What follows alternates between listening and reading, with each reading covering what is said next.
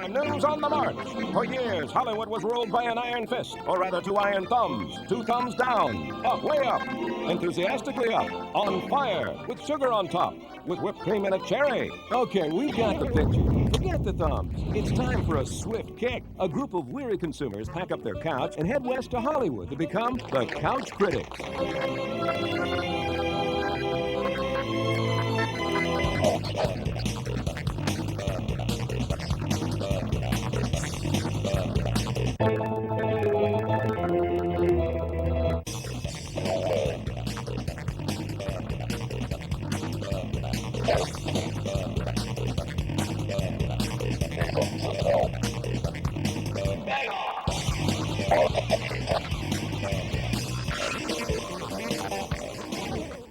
Welcome to another episode of the Couch Critics. We're 4 normal people, supposedly. We sit on this couch and we have fun with film. And today we're going to be talking about The Time Machine and Ice Age and Showtime, all time-themed films. And we'll start with The Time Machine. I watched The Time Machine about 14,000 times as a kid on WGN Classics outside of Chicago, and I loved it. It's obvious I loved it. I watched it every year, probably twice. And I was sad that it did not live up to my memory of the fun that I had watching it. I still enjoyed all the special effects. I enjoyed Guy Pearce's chiseled cheeks. But all in all, I thought I was so disappointed with the ending because the other film had such a classic ending, and it didn't come close to even trying to bring that to it. And so ultimately, it fell flat, even though I really had a lot of fun with the effects. And watching where it went. Right. Well, fundamentally, that's always going to be a problem. It's never going to obviously meet up to your expectations from before, right? So. But does it have to fail that miserably? No, but obviously I could tell that Ava must dislike it. I hate it. I actually liked it. Oh, I should say that I enjoyed it. It definitely was not any cinematic masterpiece by any means. And I was fully prepared to go in and just totally hate it because I really hate Hollywood's arrogance in remaking things. It's like, oh, we've got the Mona Lisa, let's repaint it.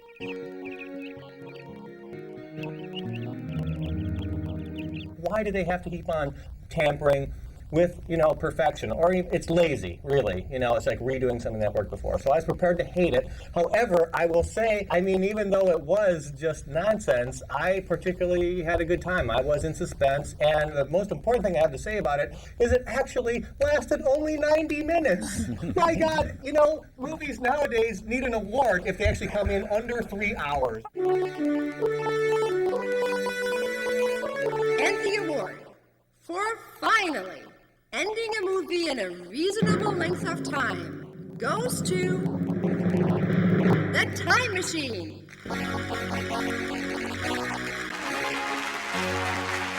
If that's the thing you can say when you come out of the movie, then thank God it was only 90 minutes. It was a cartoon, though. That's exactly what it needed. It needed to be longer. It was over like that. It was done. I wanted to see more. I didn't believe it even made The Time Machine. It just showed up. It bored me to tears. Oh, I felt betrayed. Guy Pearce is a great movie. actor. Yeah, he's a great actor, and yes, it was lovely to look at them. I have to agree with Tim here. God, the guy is beautiful. I'm sure they shot oodles of more footage and could have put it in there. There's scenes that don't make any sense. Was really, When his wife gets killed the second time, or his girlfriend the second time, he doesn't even walk up to her corpse and look at it. Well, maybe it's important to maybe interject this here right now that they're marketing this as being, the grandson of H.G. Wells, the writer of The Time Machine, as having directed this. Right. And of course, they're still sticking to that story, but of course, everyone in Hollywood knows that he suffered exhaustion while doing it and had to be replaced. Yes, what is exhaustion in Hollywood? Yes. Exhaustion. The state of being exhausted in Hollywood, having had a nervous breakdown, entering drug rehabilitation, discovering you are talentless. Example, Mariah Carey is suffering from exhaustion. It was ghost directed, and I would agree. The director of The Mexican. Was it? Yeah. And I noticed that particularly the first quarter was a mess. Like, even the acting was really bad. And then it changed, so, it just should be noted that it wasn't even the same director throughout the whole movie. Well, so that doesn't surprise me because once the Jeremy Irons character came in, the movie for me took a whole new, completely insane turn that made no sense whatsoever. Well, I think this film here needs a brain. I am so infuriated with that film.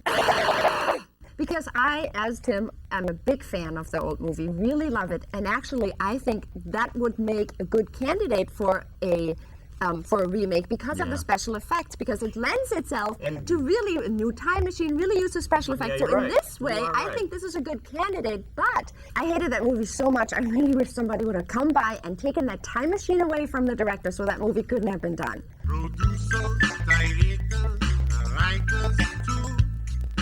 Better beware, they'll not coming for you. Officer Grumkey and I are here today to confiscate the time machine for cinematic misuse of our time. Stan, let's do it.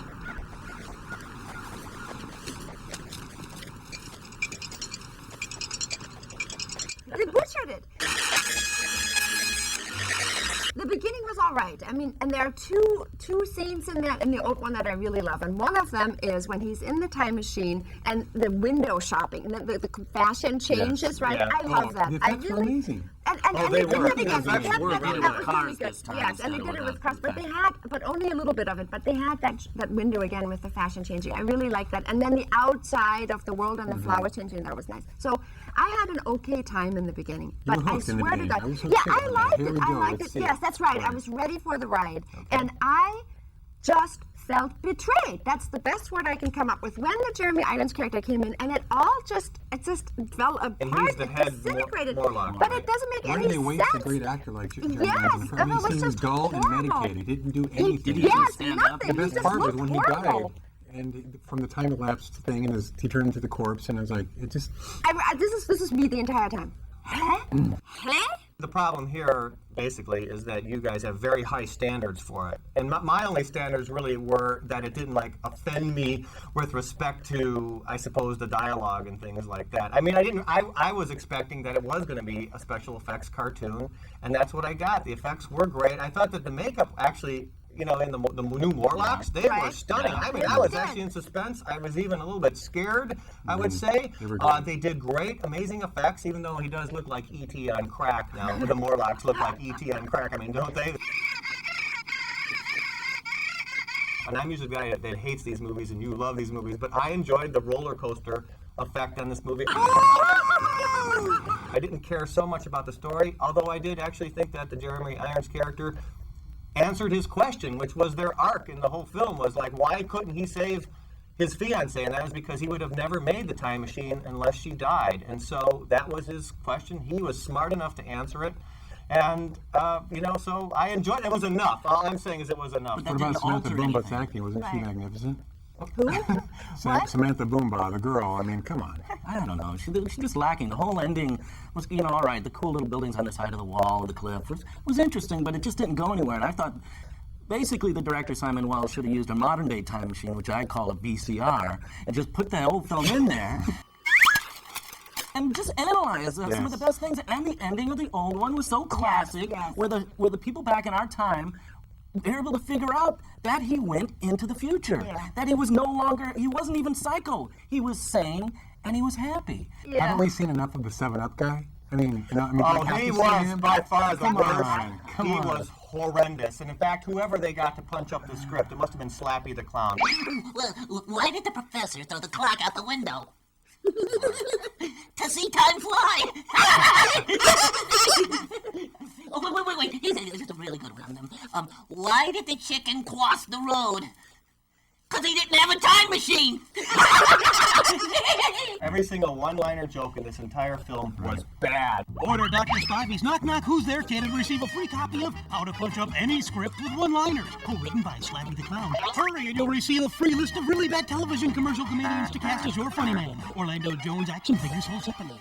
Every joke was horrible. Orlando Jones was terrible. They really screwed up the timeline with respect to that because this phototronic brain and all this stuff in New York in the future, it could just never happen within 30 years was what, they laid out.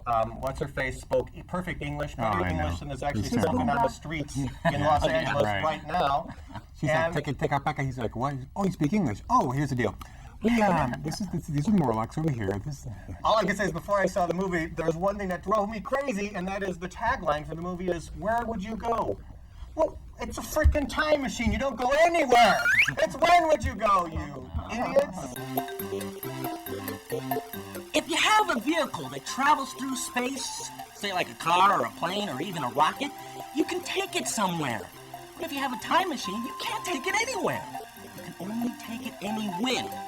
Therefore, you cannot ask somebody, where would you go in a time machine? You do that.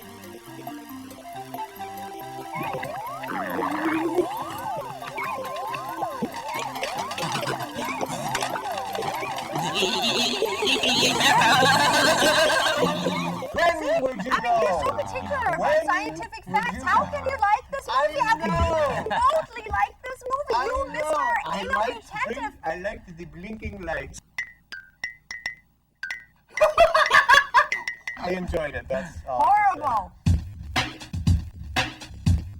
Okay, our next movie for review is Ice Age, which I thought was a fantastic film. It was 20th Century Fox's first attempt at animation, which they knocked one out of the park, if you CGI ask me. animation. CGI animation. It was like a prehistoric road trip flick. I mean, it was fantastic. It doesn't matter what age you are. I took my daughter, she's 5, she loved it. The characters, the voice characters were fantastic. Dennis Leary, John Leguizamo, who does a fantastic Sid the Sloth.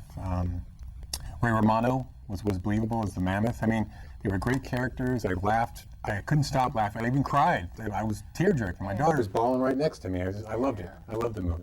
Well, clearly this movie was made for children.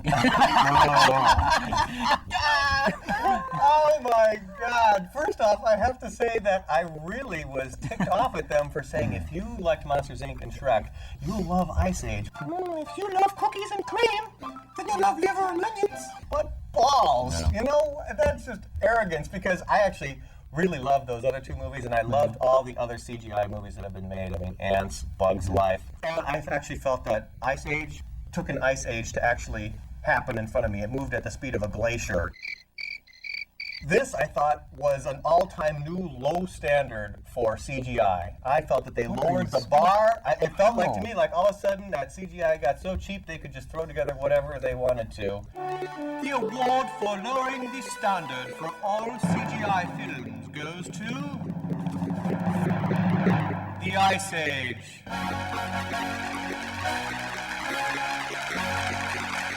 My biggest pick is, and why I liked Monsters Inc. and Shrek, because in my opinion, they had stories. Here's a tip for all of you filmmakers out there. You know, when you're making a movie, start with a good foundation. Start with a good script before you go and waste $150 million. This didn't have a story. This was a road movie. It was a buddy movie. It was a story. group of people getting from place A to place B. That's all it really needed. And Story of within survival. that, yes, a story of survival and a story of family and, you know, what really matters. And for that, I thought it was okay. Predictable, boring, None of it was bad predictable. bad jokes, and every time they needed What a bad lot- joke? Give me Oh, one bad joke. What time is it when a mammoth sits on a fence? It's time to get a new fence! Every time they needed a laugh, they would stick the Macaulay Culkin in there. Every single time. The squirrel, the sloth. It was a great vehicle for humor. The Yes, sloth the was squirrel was great. fantastic. Who are you? Not You're the sloth, not the the squirrel. delay that I know. You like Time Machine and you don't like Ice Age. I think I've Tim, been did you like it? replaced. I absolutely love the trailer, and my ultimate conclusion is that if they would have just stuck with the trailer and kept it as a short animated film, they would have won an Academy Award. But they kind of sold out. Now they're going to make millions of dollars, but their gain is my loss. And I just Good, well put. it's very childish, very predictable. You've got we have in the Ice Age we have what we call the circle of life that was done so much better in Disney in a regular cell animation. Absolutely. And there's nobody dying here except for a woman who gets jumps off of Sacrifice. Except they did kill things right and left. yeah, little things, but it's rated PG. I think that serious. it's a G-rated movie. There's poop humor in it, and that's about it. Lots of colon humor. Lots of colon Keep humor. those kids laughing. Order Dr. Spivey's colon humor kit for your movie and receive a free copy of How to Make a Bad Script Great with Colon Humor. You'll learn about the 3 P's, poops, peters, and probes. But wait, don't order yet. With every order placed, you'll receive a free piece of fake doo-doo to fool your friends. Guaranteed to move a constipated blockbuster. Everything that they throw in there is just simple, what we call cinematic conveniences to get them from point A to I point felt B. totally But I like didn't mind. It totally felt like backwards movie making, where it's like, hey, we're a special effects company. We can make CGI and pretty cheap now. All we need is a movie. Hey, someone throw together a script. We'll animate it. We'll put it out there, and voila, here we are. Let's make a CGI flick.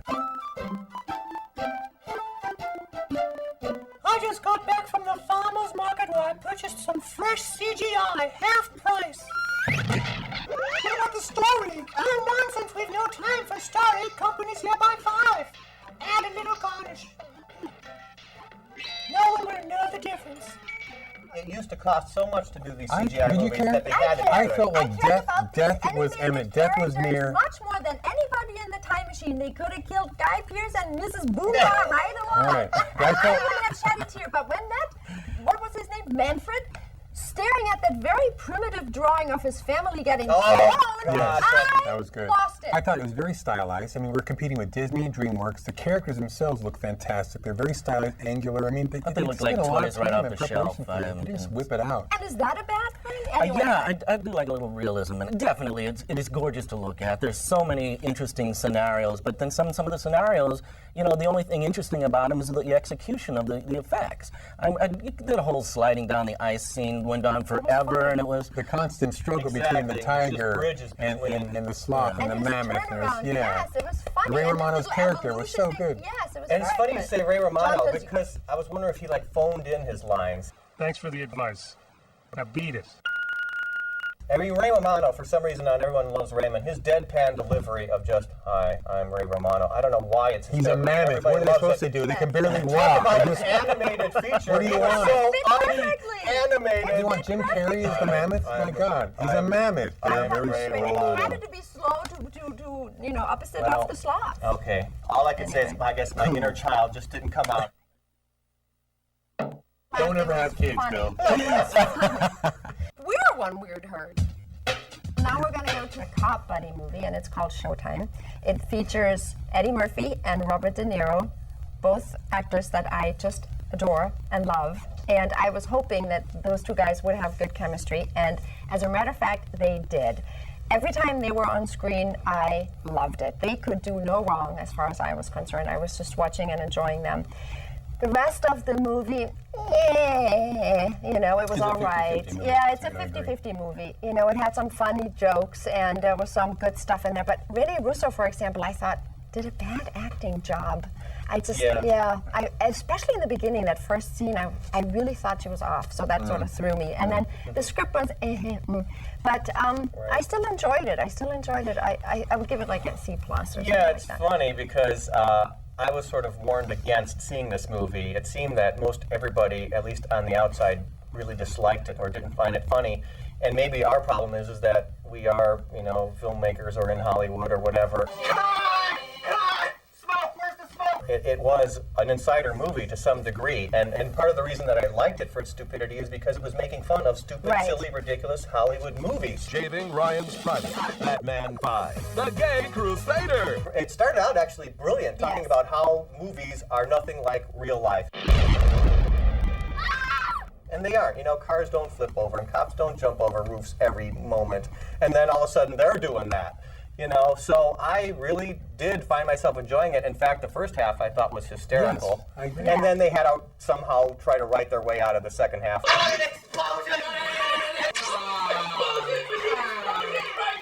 Which got ridiculous, but it was okay The because villain it was the silly. villain seemed to get stupider. I mean, he seemed like this And it brilliant was Latino ridiculous. villain, and he It got wasn't stupider Latino, and it was stupider. Eastern European. More but stupid. Here, this is one of my More favorites. I think the climax of that movie, I thought, wow. I saw it. I remember it. What was it? I forget. Oh my The God, river the pool breaking and the through the bomb bottom and picture. everything. And I thought it was great, but I did thought too. it was funny when they're outside and the guy with the accent is making his demands list and they don't understand what he that was is saying. hysterical. And having an accent myself, it was funny. That was I very funny to I me. anticipated very bad chemistry between the two. I almost thought like De Niro was a sellout for making a movie with Eddie Murphy, and I thought, and instantly they won me over. They were funny. Yes. He was the straight up cop, and Eddie Murphy's little wild seeking card. approval, and it just worked. I had the feeling of sitting in the theater like in an old Disney movie. It had that quality of humor, that great playful innocence to it. Youngish. Yeah, stumbling through this, overcoming this. But then there were times in the movie I'm going, did I miss something? I mean, they find the ammunition, but all of a sudden they're foiling a bank robbery. So, like, that was kind of. Then all of a sudden, then did you not want to go to a gun show? And then the whole getting fired. I mean, they foil a bank robber. De Niro's in a car, being hauled away on a dump truck. He's foiling this whole thing. These guys are murderous bank robbers. He foils it all. Nobody really gets dead on the street, and they get fired. Right, but that's what happens too. They should have gotten a medal. But that's always what they've happens done. too in a bad TV show. It does, always. That's why they do the that. reality I think aspect. that's why they do. That's why it's kind of funny, though, Right. too. It falls into that whole I formula understand. with the strict captain, the sergeant, and Yeah, so in that way it was Just- very formulaic, but they made the best out of that. They realized that's what they wanted to do, and they did talking it. to me. It's interesting that, in a way, generally, I think we all enjoyed this for being a silly romp, which is actually the intersection of the other two movies, because I enjoyed Time Machine for being a bit of a silly romp, and you guys enjoyed Ice Age. It's interesting that they somehow That's got right, most yeah. of the formula for In there, everybody together here, They in did. this movie. Well, De Niro's more than proved himself as a comedic actor. I mean, Meet the Parents, Midnight Run. Analyze This. Yeah, Analyze This. And he was hysterical. His one-liners were, I was You know why dying. he's good is because he plays himself. He makes great faces. Exactly. And that's in the a mark weird of a great setting. actor, Right. isn't it, though? Same with Murphy. He almost seems to be playing himself. He always wants to mug in his more Right. in-depth, or not bad movies. And here he is in a bad movie, and he gets to mug exactly how he usually does. And see, with the miming thing, that was And funny. this was Fun, perfect yeah. for him. And I was already starting to lose faith in Eddie Murphy because Long several time of the ago. movies that he's been making in recent history, and I'm talking a good 5-6 years now, have been really Beverly Hills bad, Cop. except for his voiceover in Shrek, which was really great. They have been really disappointing. So again, that almost made me think it was going to be bad. Oh, Nutty Professor was great, the first one. But I have to ask you guys, I don't know if anybody noticed it, and maybe it's just because I am a filmmaker, I noticed it, but the craftsmanship was really sloppy. Every time a stuntman would blow out of a window, there was a cable on him. Every time a car crashed into another one, a cable pulled a car into another one. And then the pièce de résistance was when the big garbage truck crashes into a wall, there's an aerial shot holding for like 3 seconds, and a dummy falls out of the passenger side door. And I'm sitting there, and even if this is a playful, fun movie, I'm saying, shit, I'm watching a movie now, and they're making mistakes. Key ingredients go into the... Oh, man seems to be getting into... Do you need something to eat, darling? I'm watching a movie with a lot of mistakes in it, and that's a problem, because that's poor craftsmanship. If I got a spelling error in my term paper, I'd flunk it. I want $3 off my ticket for poor workmanship. The objective of making a movie is to make the audience forget that they're watching a movie. When you're using stunts and the audience sees the cables and the wires and the stunt dummies, well, you haven't done a very good job. It's just poor craftsmanship. If you're buying a car and it's got a few dents in it, you wouldn't expect to pay full price. Therefore, everyone should get at least a 10% discount on the movie Showtime. You do the math. I guess I understand your point. I mean, you're talking about technical problems with the story, and I'm talking about technical problems with the visuals. So, Right, yeah. that did Overall, actually though, that was aggravate my me. favorite one. The ending blew me Yeah, away. I would say it probably was mine too. And I almost saw it on Overall, the favorite? Yeah, I would say yes. Okay, now we're going to talk about our DVD picks of the week. And I actually brought mine, and it is Star Trek I, the motion picture, which actually came out, 23 years ago now, in 1979. Oh. Now, I was never a Trekkie, but I actually thought it was a really wonderful space opera. It was almost up there with 2001, A Space Odyssey, in my opinion. It had incredible visual effects, incredible music which they later used in Star Trek The Next Generation. I thought that the story was genius. Yes, it was drawn out, but it had been like 20 years since we had seen the Enterprise, so it was fine to do all that visual masturbation of stroking the ship. I loved it. I could have cried in this movie, and I thought that the story was genius, the way that they wrapped it all together using old Star Trek storylines. William Shatner. But me. the only thing that was particularly bad, and especially about the DVD, is they did replace some effects with CGI shots, which I think is shame on them, because this movie was done before CGI. And the optical effects in this movie were top-notch, spectacular. It was done in the day when you really had to know what you were doing, and it was all done photographically and amazing. And they thought that they were going to one-up it and put in some CGI replacements, and you know what? They look like CGI. Yeah. And that really bothers me, but still... How was the toupee? Did they fix the toupee? No, the toupee is pretty noticeable still. My DVD pick actually is what would have been my favorite movie of last year had it not been for Memento.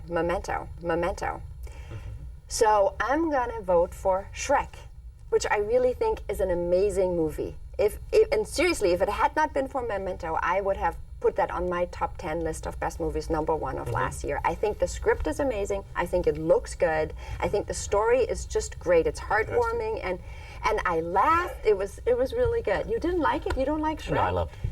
Really? Yeah. I just think, The soundtrack At the is beginning fantastic. already, the soundtrack is Yeah, fantastic, and I pretty really brilliant, liked it. and that so. is what I was saying by a top-notch CGI film, where every last bit of it, story, Right. images, music, everything was so well Humor. woven and put together. It was truly an expression of somebody's vision. Right, yes, you know, a very that's well what executed showed up. vision of somebody's vision. I mean, so if you haven't seen it yet, I highly recommend it. Okay, my DVD pick is, of course, Training Day. I thought it was a magnificent movie. I think I've seen it like 4 times already. Everything on it's fantastic. The deleted scenes, they have an optional ending. An optional I ending? hate that, though. I didn't like Like, it. if you're making a work of art, just finish the damn thing. DVDs are a little weird though, huh? They contain previously deleted material. Why is this okay? There's a reason things are left out, because they suck. You loved it when it was finished, now enjoy it as a work in progress.